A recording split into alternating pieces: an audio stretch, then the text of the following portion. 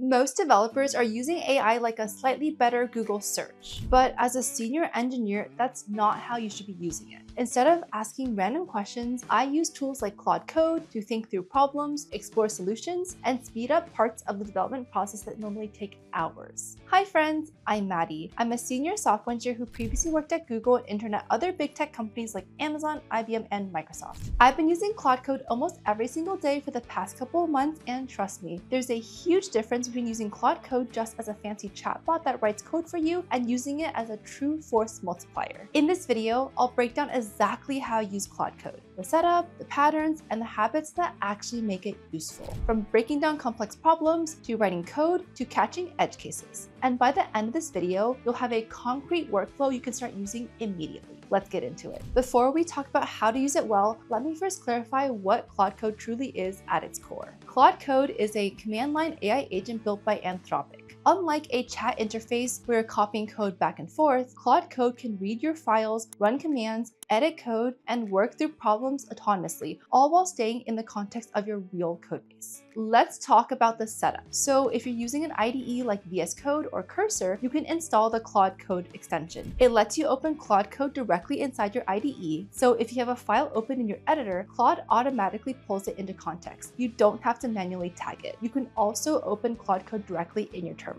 When most people install Claude Code, they immediately start throwing prompts at it. Don't do this. The first thing I do in any new codebase is to run /init. This command makes Claude scan your project and auto-generate a file called Claude.md. Think of it as the onboarding document you'd write for a new engineer on your team, except this one's for your AI. A good Claude.md file covers three things: what the project does, where things live, and how work gets done. This means your tech stack, your rules and conventions, your key file paths, and your actual dev commands. Things like how to run tests, how to build, how to lint. Without a Claude.md file, every time you start a new Claude session, it has to re-explore the codebase from scratch. That burns tokens and leads to mistakes. With a solid Claude.md, for example, Claude already knows your build command is npm run dev and not yarn, which folders hold your API routes, already knows you use functional components with hooks, and you can include a description of who you are as well to help it code like you. One tip is to keep your Claude.md file lean. I've seen people write enormous documents thinking more context is better, but it's not. Stick to the essentials, maybe 100 to 200 lines max. Anything more and you're actually diluting the signal. Your model selection criteria can be quite simple. By default, I run Opus. It's the highest quality model, and for complex engineering tasks, that matters. However, if you start hitting usage limits, Claude will automatically switch you to Sonnet, which is still very capable. You can also use Haiku for super lightweight tasks. Now let's talk about Claude Code's plan mode. In plan mode, before it touches a single file, Claude reads your codebase and lays out a full implementation plan. So for example, which files will change, what the logic flow looks like, where the risks are. You can review that plan, push back on it, and even edit it directly before a single line of code gets written. When you skip planning, you often get code that technically works but solves the wrong problem or makes the right change in the wrong place. Then you're going to spend the next hour or more debugging it. I recommend you always go use plan mode before writing a single line of code. Next, let's talk about the /clear habit. Use it constantly. So every time you're done with a task and starting something new, type /clear. Claude's context window is finite, and when it fills up, the performance degrades immensely. Claude starts making weird decisions, lose tracks of constraints you set earlier, and waste compute trying to summarize all that stale history. A lot of people treat a Claude Code session like a running conversation they never want to interrupt. The opposite is actually true. Each task should be a clean session with a fresh context. The up arrow key pulls up past sessions if you need to revisit something, but for new work, clear is your friend.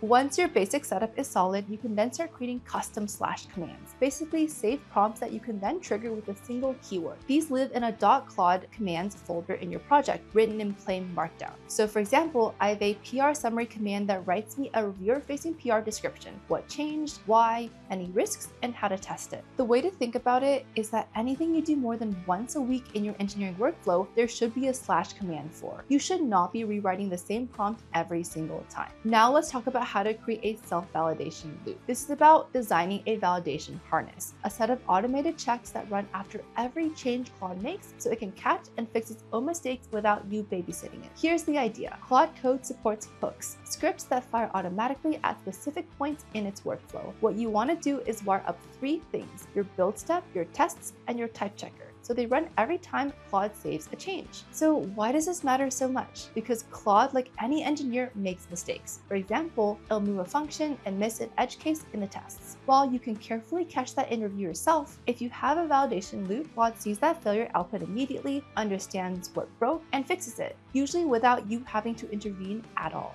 Setting this up maybe takes 20 minutes. In your Claude.md or your Hooks config, you tell Claude, after every edit, run the build, run the test, run the type check. If anything fails, treat it as a blocker and fix it before moving on. Once that's in place, you can walk away from a session and come back to green CI instead of a pile of errors to debug. The difference in output quality is dramatic. Now let's talk about what I wish I'd set up sooner: parallel Claude Code execution. There are two ways to do this. The first is really simple. Just open Claude Code in multiple panels in your IDE and point each one at a different problem. For example, one handling a bug fix, another one drafting a new component. As long as they're working in separate files, they're not going to conflict. The second approach for more serious parallel work is Git work trees. A work tree lets you check out multiple branches of the same repo simultaneously in different directories, so each Claude session has its own clean working tree and they can never step over each other. The workflow looks like this. I create a work tree for each feature or fixed branch, open a separate Claude Code session in each one, and let them run while I do other things. Answer Slack, do a code review, have lunch. Then I come back, review what each session produced, and merge. Related to parallel agents but distinct enough to be worth its own mention is sub-agents. While parallel work trees are separate Claude sessions running independently, sub-agents are agents that your main Claude session spins up and delegates to, all within a single workflow. You define them in a .claude.agents folder. Each one gets its own name, its own set of loud rules, and its own focus instruction set. So instead of your main Claude session trying to do everything, it can hand off a security review to a dedicated security reviewer agent or a database query to a DB specialist agent. Each sub-agent runs in its own isolated context, does its job, and returns a result, keeping your main session clean and focused. Sub-agents are great to use when you have parallel tasks where each piece is self-contained and isolated work where you don't want one agent's reasoning bleeding into another's. Now let's talk about a concept that ties a lot of this together: skills. A skill is a markdown file that encodes a specific workflow. For example, how to do a code review, how to handle a refactor, how to run a release, and makes it reusable across sessions, projects, and teammates. The difference between the slash commands we talked about earlier and a skill is scope. A slash command is a quick trigger, one prompt,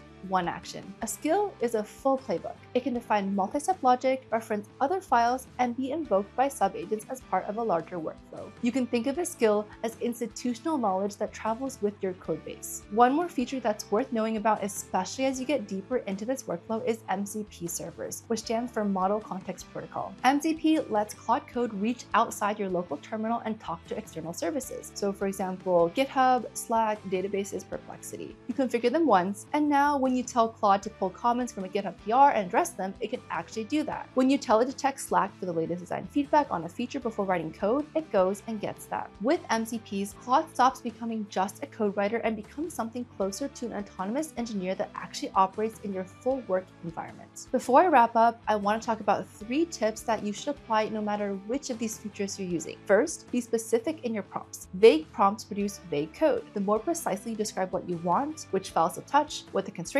are, what the expected behavior is, the better Claude's output. Second, break work into small steps. It's tempting to hand Claude a massive task and hope it figures everything out. This will go poorly. Instead, create smaller scope prompts that produce tighter, more reviewable diffs. If a change spans 15 files and breaks 3 things, it's hard to know where to start fixing it. If it spans 2 files and breaks 1 thing, you're back on track in 5 minutes. Third, always follow this sequence: plan, execute, and review. So plan before you touch code, execute in small steps, and review before you merge. Every feature in this video, plan mode, the validation loop, sub-agent, skills, is really just a tool that enforces one of those 3 phases. Build the habit and the tools start making a lot more sense. So to recap, set up your Claude.md file, use plan mode before writing any lines of code, flash clear between tasks, build slash commands for your repeat workflows, wire up a validation loop, use parallel agents and sub-agents for isolated work, encode repeated workflows as skills, and always follow plan, execute, review. If you want to go even further, MCP servers are your friend.